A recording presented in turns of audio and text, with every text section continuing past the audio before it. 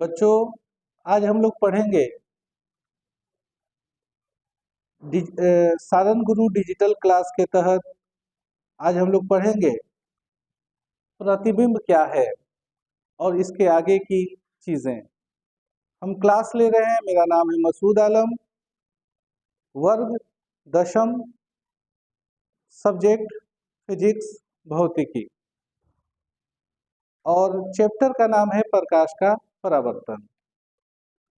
और इसके पहले हम लोगों ने बहुत सारी चीजें डिस्कस कर ली थी। अब हम लोग डिस्कस करने वाले हैं प्रतिबिंब के बारे में कि प्रतिबिंब क्या होता है। बच्चों, प्रतिबिंब को समझने के पहले कुछ और छोटी छोटी चीजों को हमें समझना पड़ेगा। तो आइए कुछ चीजों को हम देखते हैं। पहली, प्रकाश जो है, जिस तरह से हम एक पानी कभी एक या दो नहीं होता है। कोई ऐसा कहे कि एक पानी, तो एक पानी थोड़े होता है। पानी एक गिलास पानी हो सकता है, 1 लीटर पानी हो सकता है, एक पानी तो होगा नहीं। इसी प्रकार प्रकाश की जो किरण होती है, हम लोग कहते हैं कि ये एक किरण है, ये सिंगल रे है। लेकिन प्रैक्टिकली ऐसा कुछ होता नहीं है। आप एक किरण कभी भी प्राप्त नहीं कर सकते हो। आप कभी भी एक किरण को नहीं देख सकते हो। तो किरण हमेशा झुंड में चलती है, ग्रुप में चलती है। और जब किरणें झुंड में चलती हैं, ऐसे ग्रुप में चलेंगी, है ना, तो इसको हम लोग किरण पुंज कहेंगे। क्या कहेंगे? किरण पुंज। इसको हम लोग प्रकाश पुंज भी कहते हैं, प्रकाश पुंज।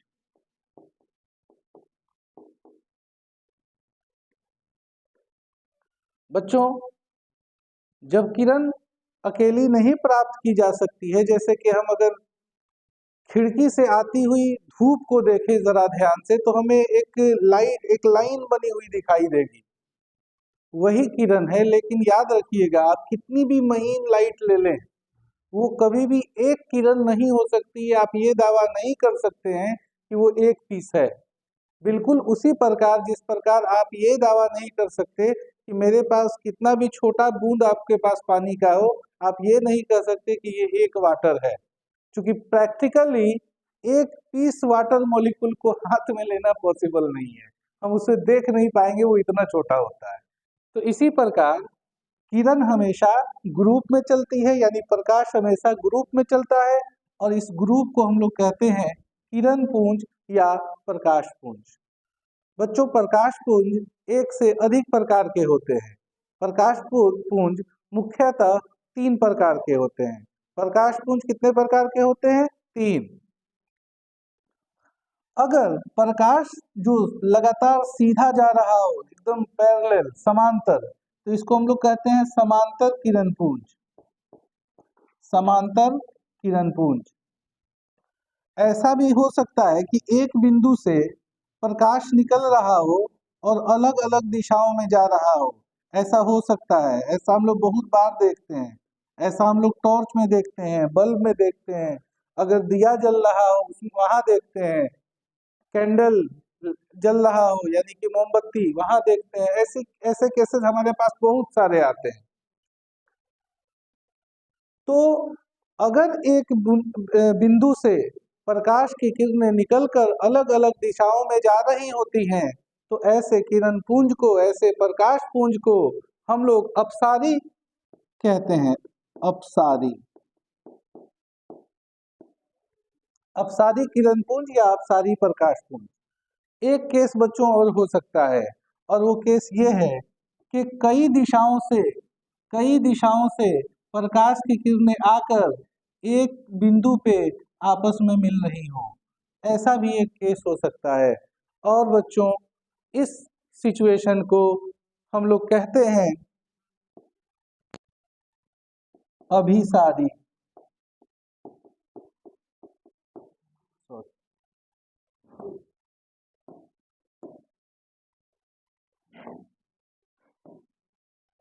अभिसारी किरण पुंज।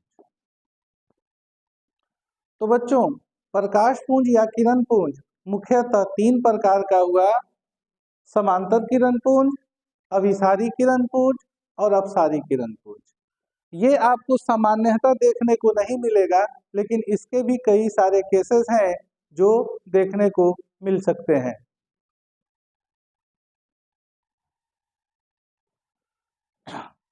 या ये केस एक तो हमको देखने को ऐसे मिल सकता है कि किसी एक चीज पे कई लोग टॉर्च जला रहे हो अलग अलग दिशाओं से, या फिर और भी केस होगा जो हम आगे डिस्कस करने वाले हैं। तो ये 3 तरह का किरण पुंज है और सारा रोल इस किरण पुंज का है। यदि आप इस किरण पुंज को समझते हो, इसका एग्जाम्पल बच्चों आप देखोगे किसी टॉर्च में, जैसे आप लेजर लाइट अगर देखे होगे तो देखोगे कि उससे जो लाइट निकलती है सीधी एकदम जाती है, न पूरी ऐसे फैलेगी और न जाके आगे सिकुड़ेगी, एकदम सीधी चली जाएगी। वो उदाहरण है समांतर किरण पुंज का। अब सारी तो बहुत सारे एग्जाम्पल्स हैं, अभी सारी हमको प्रैक्टिकल लाइफ में कम देखने को मिलते हैं, ऐसा हमने कई बार कहा है, लेकिन इसका भी एग्जाम्पल है।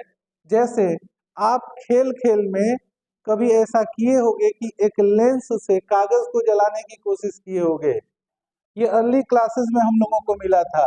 हम लोगों के पास एक लेंस होगा और जब बहुत सारी किरणें यहाँ पे आएंगी तो लेंस से जैसे ही पार करेंगी तो ये सारी की सारी जाके एक जगह पे मिलेगी। ये एक जगह पे सारी किरणें जाकर मिलेंगी। तो बच्चों यहाँ से लेके यहाँ तक का जो केस है ये इसका एग्जाम्पल हो सकता है।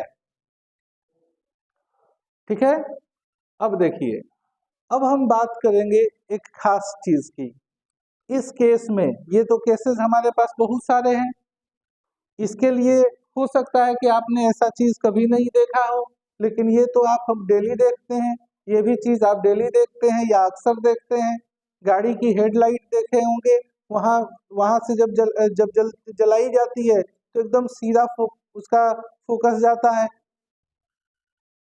अगर किसी बिंदु से निकलती हुई लाइट, ये देखिए एक बिंदु से निकल रही है लाइट, जनरली देखा जाए तो ये सारी लाइट्स अलग अलग दिशाओं में जा रही हैं और लाइट्स हमेशा सीधा ही चलती है, ये भी आप जान लीजिए।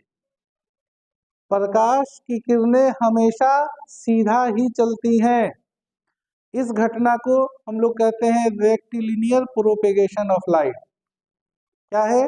प्रकाश हमेशा सीधी सीधी रेखा में चलता है और इस गुण की वजह से, प्रकाश को सीधे चलने की वजह से ही छाया का निर्माण होता है।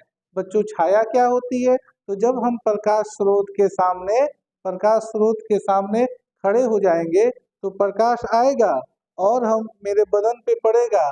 चूंकि हम पारदर्शी नहीं है इसलिए हमको पार करके प्रकाश दूसरी ओर नहीं जा सकता है।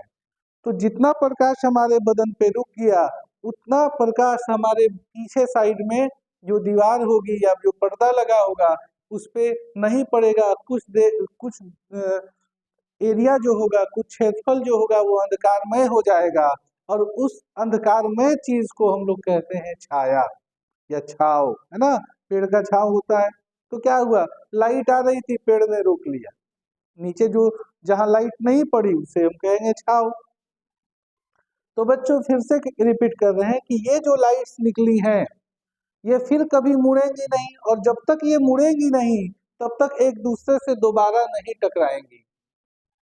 और हम बात कर रहे थे बच्चों प्रतिबिंब की, कि प्रतिबिंब क्या होता है। तो बच्चों किसी बिंदु से आती हुई प्रकाश की किरणें किसी भी कारण से अगर फिर से दोबारा एक दूसरे से टकरा जाए, देखो ये लिखी हुई बात कुछ और है लेकिन हम जो कह रहे हैं वो कुछ और है, थोड़ा सा अंतर है और हमने जानबूझ के ये लिखा है।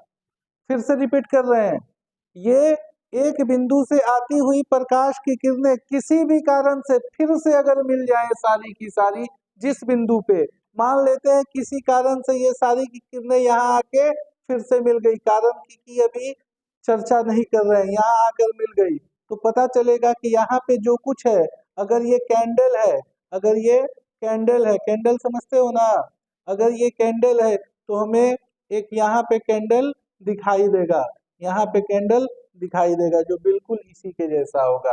और अगर यहाँ दीवार हो तो हमें दिखेगा कि दीवार पे कैंडल जल रहा है, एकदम स्पष्ट हमको दिखाई देगा, बिल्कुल उस तरह दिखाई देगा जिस तरह हम शीशे में खड़े होके अपना चेहरा शीशे के अंदर देखते हैं, अपने शरीर को शीशे के अंदर देखते हैं, बिल्कुल वैसा ही ये किसी पर्दे पे या किसी दीवार पे दिखाई देगा।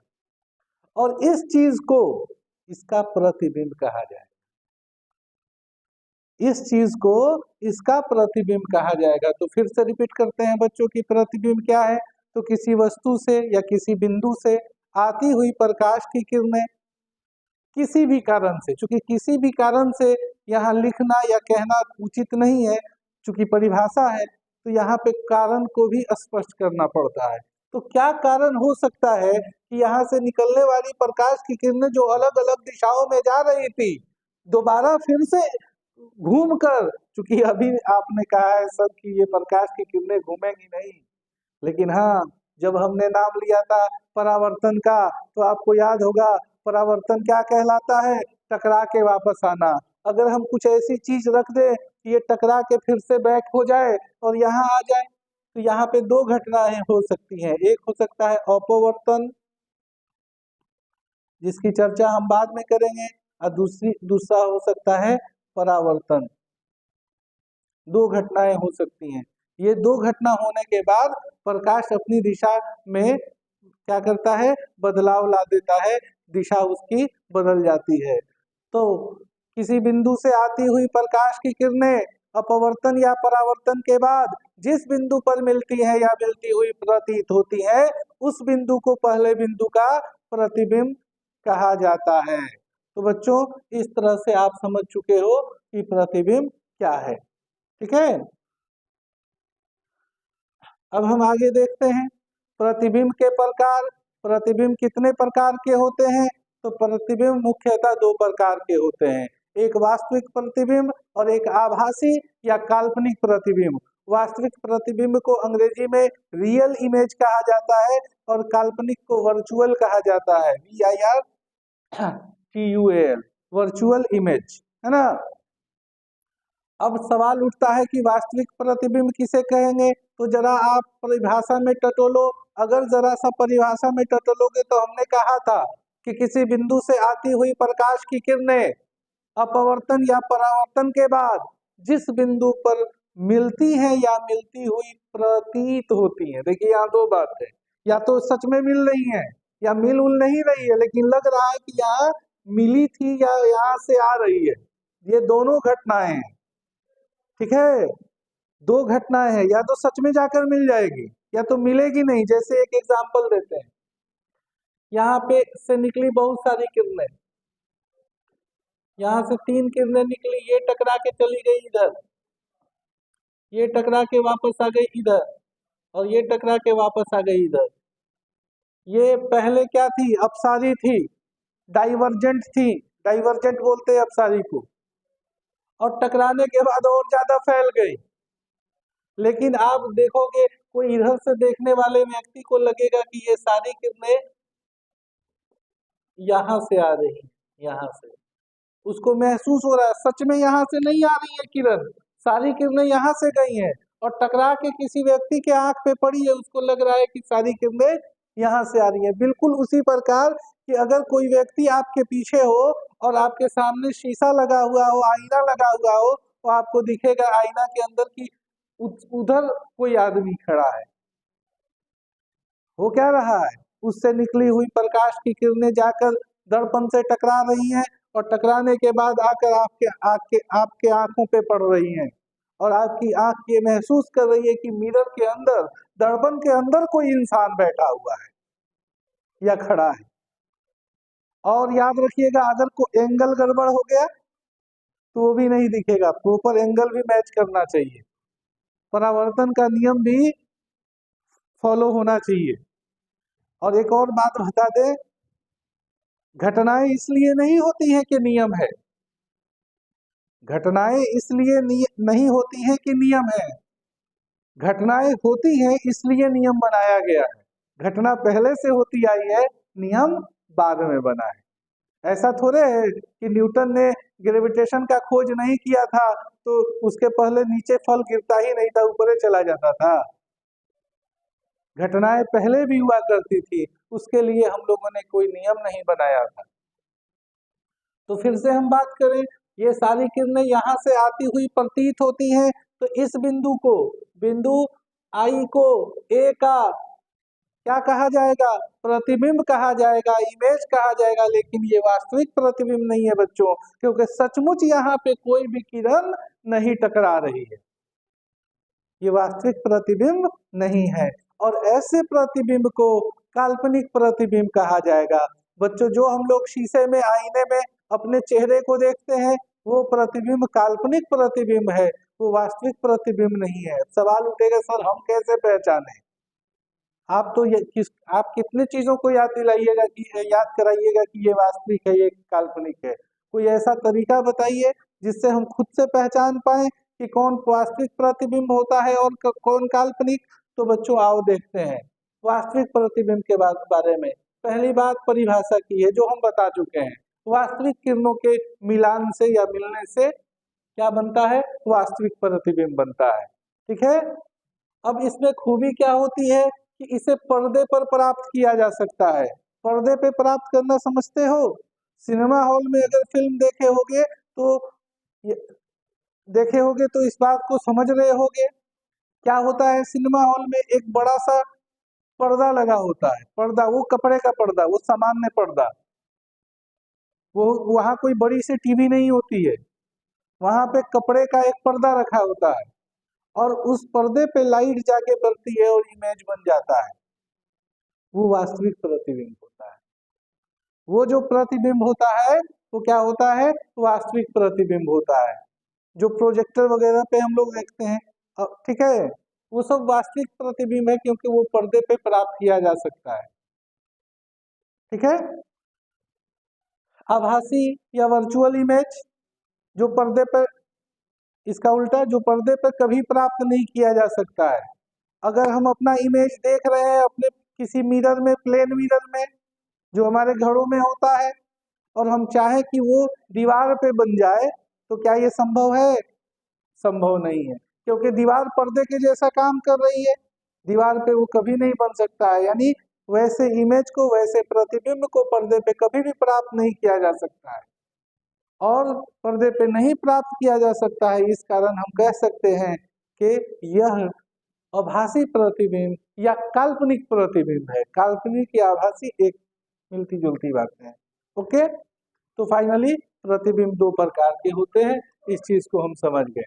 इन दोनों में क्या क्या अंतर होता है? तो दो मुख्य अंतर होता है बच्चों। पहला अंतर तो अभी अभी हमने बताया कि वास्तविक प्रतिबिंब को पर्दे पे प्राप्त किया जा सकता है और काल्पनिक प्रतिबिंब को पर्दे पे नहीं प्राप्त किया जा सकता। और एक और मजेदार और इम्पोर्टेंट अंतर है, वो ये है कि वास्तविक प्रतिबिंब हमेशा ही उल्टा बनता है। वास्तविक प्रतिबिंब हमेशा ही उल्टा बनता है और काल्पनिक प्रतिबिंब हमेशा ही सीधा बनता है। ये एकदम यूनिवर्सल ट्रूथ है, इसका कोई एक्सेप्शन नहीं है, कोई अपवाद नहीं है, हमेशा ही उल्टा बनेगा। अब हम आपसे पूछें कि बच्चों, जो प्लेन मिरर में हम अपना चेहरा देखते हैं, जो हम अपना चेहरा देखते हैं, जो हमारे घरों में मिरर होता है, वो क्या है? उसके अंदर बना हुआ जो प्रतिबिंब है वो वास्तविक है कि काल्पनिक है? तो हम देखेंगे कि मेरा सर ऊपर, तो मेरे इमेज का भी सर ऊपर। इस वजह से वो उल्टा नहीं है, वो उल्टा नहीं है, वो सीधा है। और सीधा हमेशा कौन बनता है? आभासी, यानी कि वो जो इमेज है, वो जो प्रतिबिंब है, वो आभासी है। फिर हम अगर बात करेंगे, आप बात करोगे, अब मेरे बात करने की बारी खत्म हो गई, अब आप बात करोगे, सर अभी अभी आपने कहा है सिनेमा हॉल में वास्तविक प्रतिबिंब होता है, लेकिन वो तो सीधा होता है। वहाँ ऐसा थोड़े होता है कि शाहरुख खान सलमान खान के पैरवा ऊपर होता है, ऐसा तो होता नहीं है। तो फिर वो कहाँ से हो गया? तो बच्चों, वहां पे ऑब्जेक्ट को उल्टा रखा जाता है।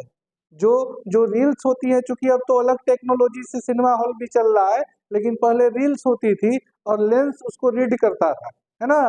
तो रील में क्या होता था, सारा इमेज उल्टा होता था। और जब उसको रीड करेगा लेंस, तो उल्टा को एक बार और उल्टा करोगे तो क्या हो जाएगा? जैसे मान लो कि ये उल्टा है ना, इसको उल्टा मानते हैं, इसको एक बार और उल्टा करो तो ये सीधा हो गया। ये सीधा है, देखो एक बार उल्टा किए, फिर एक बार और उल्टा किए, क्या हुआ? तो वहां वस्तु को ही उल्टा रख दिया जाता था, ताकि एक बार और उल्टा किया जाएगा तो वहां क्या आएगा? सीधा आ जाएगा, है ना। लेकिन सिनेमा हॉल में बना हुआ जो प्रतिबिंब हुआ, वो क्या हुआ? वास्तविक हुआ। वास्तविक प्रतिबिंब हमेशा उल्टा बनता है, और क्या किया जाता है? पर्दे पर प्राप्त किया जा सकता है। और इसका देखिए यहाँ एग्जाम्पल भी दिया है, कैमरा, प्रोजेक्टर और ह्यूमन आई, आंख के अंदर जो प्रतिबिंब बनता है बच्चों, वो भी वास्तविक प्रतिबिंब ही होता है, क्योंकि आंख के अंदर एक झिल्ली होती है, रेटिना बोलते हैं। क्योंकि अभी जो चीज हम पढ़ा रहे हैं, जो अभी टॉपिक से बिफोर पढ़ा रहे हैं, उसको हम हल्का सा इंट्रोडक्शन देंगे, उसके डीप में नहीं जाएंगे, ठीक है। तो आंख के अंदर एक जगह पे पड़ता है, तो वो भी तो एक पर्दे के जैसा काम कर रहा है ना, इसलिए वो भी क्या है? वास्तविक प्रतिबिंब है। काल्पनिक समतल दर्पण में, और यहाँ देखो अवतल दर्पण में लिखा हुआ है, लेकिन याद रखिए अवतल दर्पण में बना हुआ प्रत्येक प्रतिबिंब काल्पनिक ही नहीं होता है। अवतल दर्पण में दोनों तरह के प्रतिबिंब बनते हैं। आगे हम बात करें बच्चों कि दर्पण, दर्पण क्या है? सबसे पहले बात करें कि दर्पण क्या है। दर्पण इंग्लिश में मिरर कहते हैं, और हम लोग इसका प्रचलित नाम है आईना। आईना भी हम बहुत यूज करते हैं अपने घरों में, आम बोलचाल की भाषा में। जो प्रकाश का नियमित परावर्तन करता हो और पूर्ण परावर्तन करता हो, जो पूरी तरह से प्रकाश को लौटा दे। पूर्ण परावर्तन का मतलब 99.9% प्रकाश को लौटा दे, कुछ भी ऑब्जर्व नहीं करे, कुछ भी सोखे नहीं, ऐसे चीज को हम क्या कहेंगे? दर्पण कहेंगे। दर्पण मुख्यतः दो प्रकार का होता है, एक होता है समतल दर्पण, दूसरा होता है गोलीय दर्पण। बच्चों समतल दर्पण के बारे में हम अभी बात करेंगे, गोलीय दर्पण के बारे में हम बाद में बात करेंगे। तो हम बात करें समतल दर्पण के बारे में। ये एक चिकनी और समतल सतह समतल सतह वाला दर्पण होता है, जो प्रकाश का नियमित परावर्तन करता है, जो हमारे घरों में होता है, जिसमें जैसे अगर हम मेकअप कर रहे हैं या कोई अपना चेहरा देख रहे हैं, है ना, तो जो हम सामान्य यूज करते हैं अपने घरों में, वो समतल दर्पण होता है, ठीक है। तो पहले हम समतल दर्पण की स्टडी कर लें। समतल दर्पण में बना हुआ प्रतिबिंब कैसा होता है, उसके पहले एक और बात जान ले कि समतल दर्पण में प्रतिबिंब बनता कैसे है ना। तो बच्चों देख लो, समतल दर्पण का फिगर हम लोग ऐसे बनाते हैं, किरण आरेख में ऐसे बनाया जाता है। ये इसका साइड व्यू होता है। क्या होता है? Side view. बच्चों साइड व्यू किसे कहते हैं? जैसे कि ये कोई पेज है हमारे सामने, तो पेज है तो ये देखो रेक्टेंगुलर दिख रहा है, लेकिन इसी पेज को अगर हम इधर से दिखाएंगे तो आपको सिर्फ एक सीधी लाइन दिख रही होगी, सीधी लाइन, ठीक है। तो ये साइड व्यू हुआ, और इधर से देखोगे तो रेक्टेंगल दिखेगा, ये फ्रंट व्यू है, ओके। तो ये जो प्लेन मिरर है इसका साइड व्यू है, और इस तरह से ये दिखाने का मतलब होता है कि इधर लेप लगा हुआ है, इधर से आप फेस नहीं देखोगे, आपको फेस इधर से देखना है। ये चिकना सतह है, इसको हम लोग रिफ्लेक्टेड सरफेस कहते हैं ना, रिफ्लेक्टेड सरफेस, ठीक है।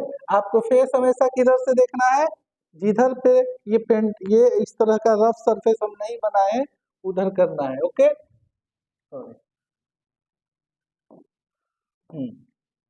अब बात करते हैं इमेज इसके अंदर कैसे बनता है।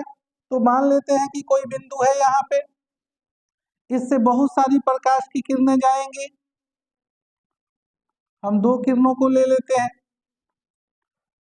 किरण तो अनगिनत जा रही है, और फिर से रिपीट कर रहे हैं कि किरण नहीं चलती है, किरण पुंज चलता है। अगले 12 में इसको और अच्छे तरह से अलग अलग तरीके से इसको बताया गया है। ये टकरा के परावर्तन के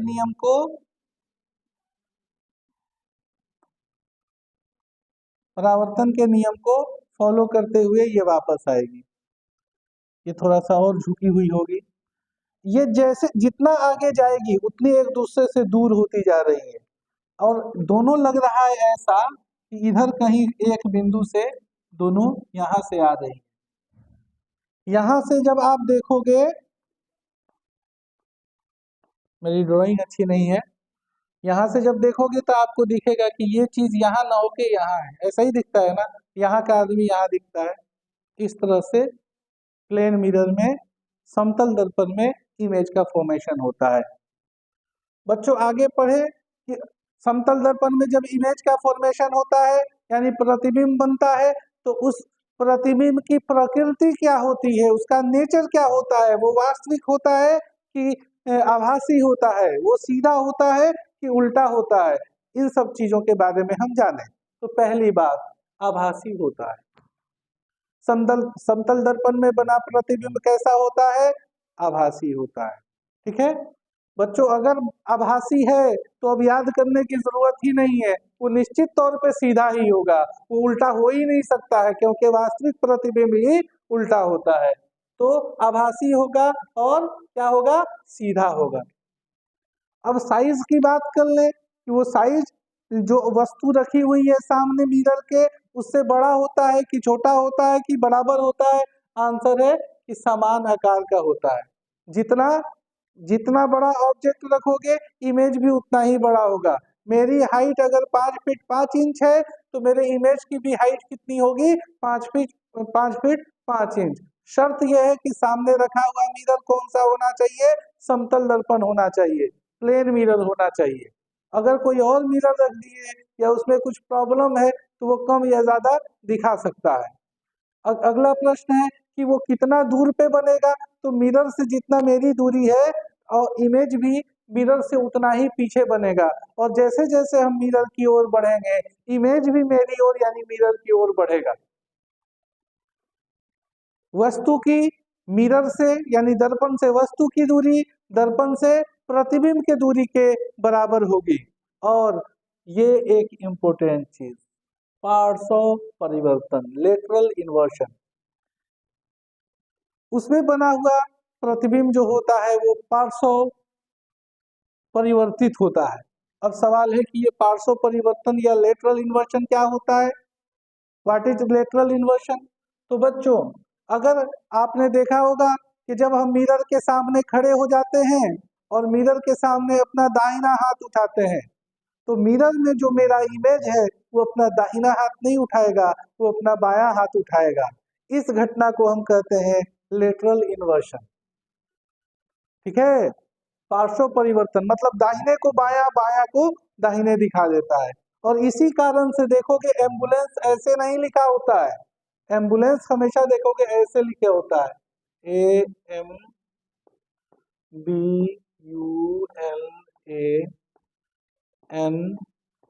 AMBULANCE, ऐसे लिखा होता है। एम्बुलेंस ऐसे इसलिए लिखा होता है कि अगर पीछे से कोई एम्बुलेंस हॉर्न बजाती है, साइड मांग रही होती है, तो जो सामने उसके आगे चलने वाला जो ड्राइवर है वो अपने लुकिंग ग्लास में साइड मिरर में देखेगा पीछे, जिसको रियर व्यू मिरर भी कहा जाता है। रियर का मतलब होता है पीछे, है ना, व्यू का मतलब है देखे देखने वाला या देखना, रियर व्यू यानी पीछे की ओर देखने वाला मिरर। जब उसमें देखेगा तो उसको एम्बुलेंस सीधा दिखाई देगा, इसलिए। और कोई भी चीज जैसे कि हमने ये लिखा,